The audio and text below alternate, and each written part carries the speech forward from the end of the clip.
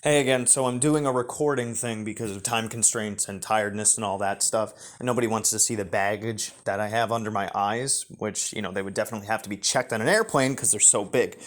But I did have another question proposed by someone either in the comments, I think it was in a comment on a video, about, how do I work with the spirits of the Necronomicon safely? Now, here's the thing all of the entities in the Simon Necronomicon, they work with levels of our subconscious and our unconscious that, is meant to be drudged up.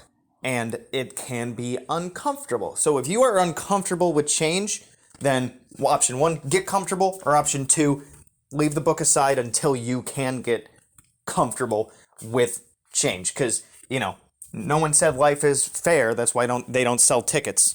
And what is it? Growth happens outside of your comfort zone, stuff like that. Now, any ritual or any magic system, we have cast circles, and in the case of like the Book of Calling and the Simon Necronomicon ritual structure, there are two circles to be cast. In the Watcher Bowl, the Agamasaratu goes in the middle between either of those circles.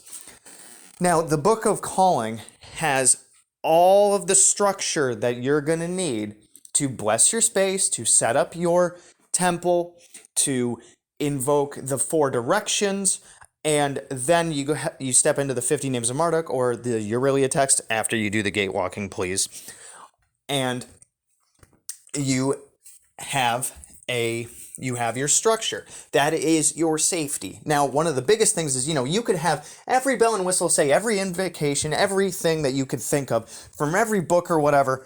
And if you're nervous and you don't believe in what you're doing, that's going to let stuff in. That's going to let your shields down. That's going to, your defenses are going to go down, stuff like that. So regardless of what I'm saying, you have to have confidence in yourself that you will be safe. It's why I don't really even cast circles anymore, because I know what I'm doing. I'm going to be safe at because I've done it again and again and again and again and again.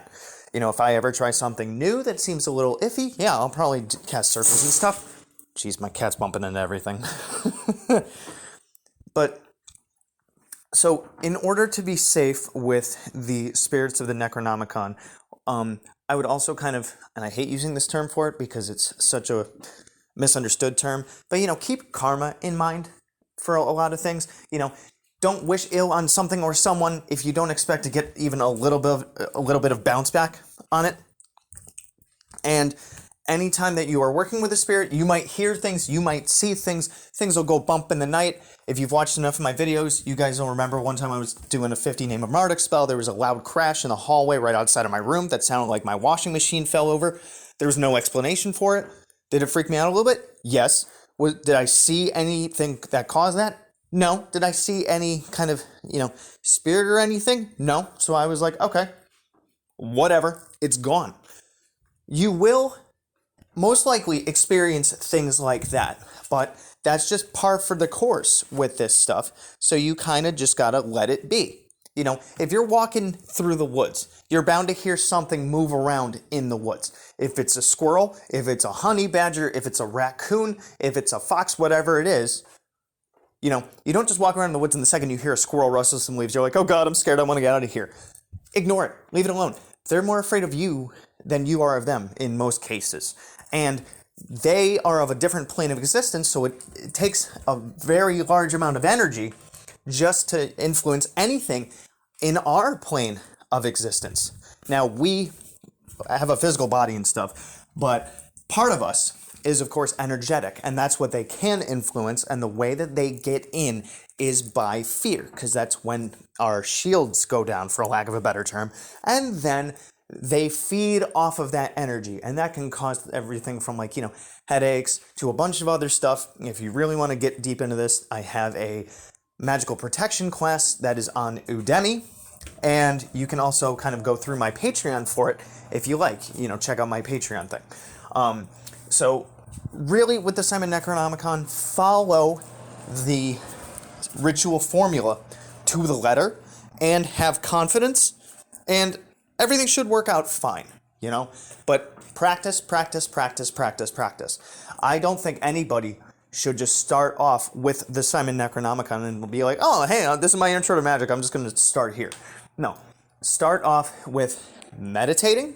Start off with taking care of yourself on a physical and emotional level. And don't do any magic, especially from the Simon Necronomicon, if you are not feeling at your best. Because you might hypothetically, have your shields down, or you might get freaked out by something, and then it's just a cascading effect of fear and a reaction from entities that come over to feed off of the energy. They're attracted to magical energy from us physical beings, like moths to a light bulb. What was that? Never mind. So work on yourself.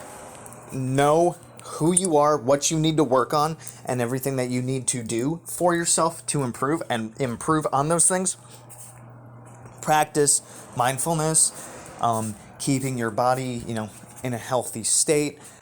Get enough magical practice with casting circles and stuff. Do the rituals in the Simon Necronomicon, particularly setting up your temple and doing the blessings and practicing the chants and all that stuff again and again and again and again. And then when you finally step in to do rituals, you're going to be comfortable with it. You're going to know your stuff, and you're going to know everything is fine. Hopefully this made sense. Let me know down in the comments. You can always connect with me on my on Patreon, through my email, down in the comments, other stuff like that. Be sure to check out any of my books and all the other stuff that I have. The links to which you can find down below, and info at the end of this video right after this. Good hunting. Thanks for watching my video. So if you want to check out my playlists, I have, among others, the Simon Necronomicon, the Tree of Life, General Magic, Tulpamancy, a playlist on my books, the elements, stones, the theories that govern magic, and the gods and goddesses of Mesopotamia.